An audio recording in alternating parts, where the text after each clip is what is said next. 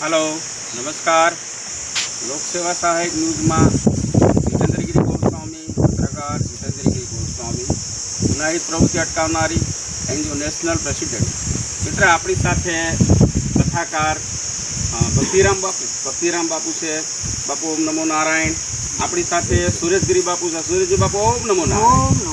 तो मित्र आपणे अत्यारे भक्तिराम बापू ने पूछूं बापू अत्यार सुधी केटली कथा करेली तमे? 18 कथा करेली छे। बापू तमे आम आ साधुताओमां आव्या એટલે કેટલા સમયથી આવ્યા? 21 વર્ષ। તમને શું એવો વિચાર આવ્યો કે હાલો આપણે સાધુ બની જવું છે, ભજન કરવું છે? મને એક જ વિચાર, આ મનુષ્ય અવતાર મળ્યો એમાં બને તો પોતાની જરૂરિયાતો ઓછી રાખવી, બીજા માટે કાંઈ નથી। બરાબર છે। પછી સમાજના હિત માટે તમે કંઈક એવી સોપાઈ બોલો, લોકહિત માટે કે ભાઈ આ રીતે કર્મ કરે। આપ તો કથાકાર છો, કારણ કે પત્રકાર કથાકાર આ બધા લોકો બને ત્યાં સુધી અમુક શબ્દ એના મોઢે હોય છે। તો સમાજના હિત માટે કોઈ બે પાંચ સોપાઈ બોલો જેથી કરીને લોકોને ખ્યાલ આવે, લોકોના હિત માટે આપણે વાત કરીએ। સમાજના હિત માટે હું એટલું જ કહીશ કે પહેલાં તો તમે માતા પિતાને વંદન કરો। જીવતા જાગતા પૃથ્વી ઉપરના દેવ હોય તો પહેલાં માતા પિતા પરિવાર, પછી બને ત્યાં સુધી ખોટા કર્મોથી દૂર રહો। કોઈને મોહિત કરો માં।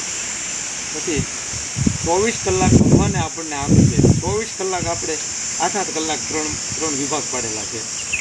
8 કલાક કર્મ કરવું, 8 કલાક આરામ આપવો, 8 કલાક વ્યવહારિક પ્રવૃત્તિ કરવી। એ 8 કલાકમાંથી 2 કલાક નહીં તો અડધી કલાક ધર્મ માટે કાઢો। અડધી કલાક ઓછામાં ઓછું।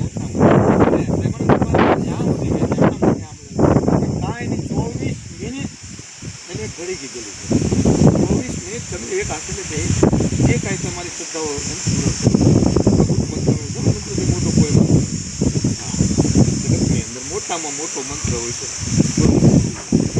પછી ભલે જે મંત્રો ઉપર તમારી ઈચ્છા ભાવના શ્રદ્ધા હોય એ વાત અલગ છે, ગુરુ મંત્ર મહાન। પછી બાપુ ભક્તિમાં મોટા મોટું શું ધ્યાન, પૂજા, મંત્ર, તંત્ર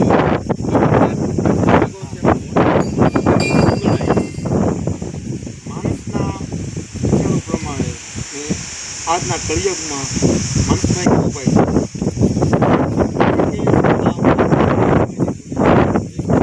કળિયુગમાં નામ સ્મરણ સૌથી મોટું કાંઈ છે। તમે ધ્યાન નહીં કરી શકો, યોગ નહીં કરી શકો, જપ નહીં કરી શકો, કર્મકાંડ નહીં કરી શકો, એમાં વિઘ્નો આવે એટલે તમારું કર્મકાંડની ધારા તૂટવાની। પણ હાલતા ચાલતા બેસતા ઉઠતા જ્યારે સમય મળે છે નામ સ્મરણ કરો।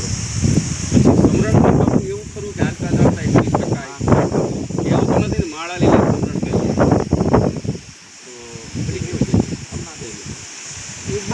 તો અત્યારે બહુ સરસ વાત કરી બાપુએ। બાપુ 18 સપ્તાહ તમે વાંચી, એમાં તમને શું જાણવા મળ્યું? વિશેષમાં કઈ એવી સોપાઈ છે? ઘણી બધી સોપાઈઓ છે રામાયણમાં, બરાબર છે? એમાં વિશેષમાં કઈ સોપાઈ છે? વિશેષમાં હું બસ એક જ સોપાઈ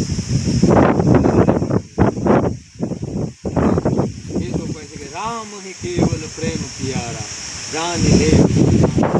તમે પ્રેમ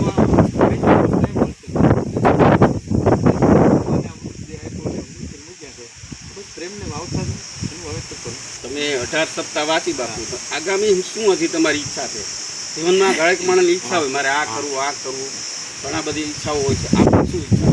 મારી ઈચ્છા બસ એક જ છે કે ગુરુચરણમાં કથા કરવી, અને શ્રાવણ મહિનામાં માસ પારાયણ ગુરુચરણમાં જ છે। એક મહિનો ગુરુચરણ, એટલે કઈ બાજુ છે તમારે? લોંગડી છે, શ્રાવણ મહિનામાં તમારી કથા થાય?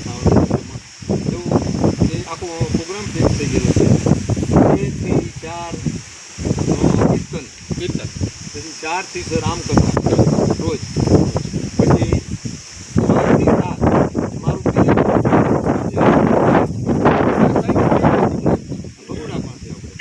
ભગુડા તાલુકાનું છે લોંગડી, ત્યાં કવલિયા ત્યાં બાપુની કથા છે, રહસ્ય તમે જાજો સાંભળવા।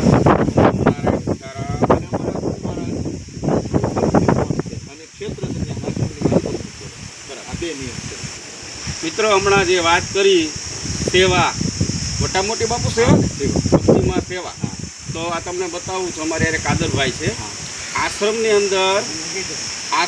અંદર સેવા કઈ પ્રવૃત્તિ કરે છે। અહીંયા કોઈ પણ માણસ આવે મોટી ઉંમરના છે, ચા બનાવે, ચા લોકોને આપે, પછી શું છે કે એ વીજળી નાખે. એટલે બાપુ મોટા મોટી સેવા ને સબસે મનુષ્ય સબસે સેવા, કઠિન સૌથી સેવા મોટી ધર્મ.